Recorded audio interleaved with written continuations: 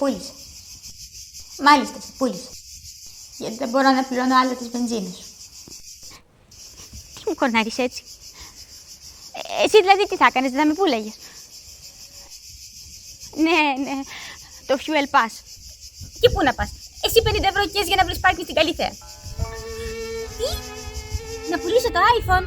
Α, να μου κάνεις τη χάρη και το iPhone είναι ιερό πράγμα. Μπρος, πάμε να σ' αποσύρω. Άντε. Γιάζει σε βλέπω. Το ξέρω εγώ πως είσαι αγνώμων. Κρίμα μου, μωρέ, τις αμόλυντες που σε τάιζα τόσα χρόνια. Που έπρεπε να σου πάρω βενζίνη από το τέμου. Πουτάνθρωπος να σου να μωρέ. Μπρος, άντε μπρος.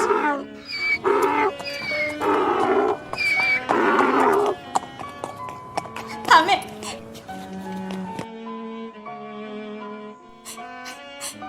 Καημένο μου χιλιαράκι. Σε έφαγε ο πρόεδρος.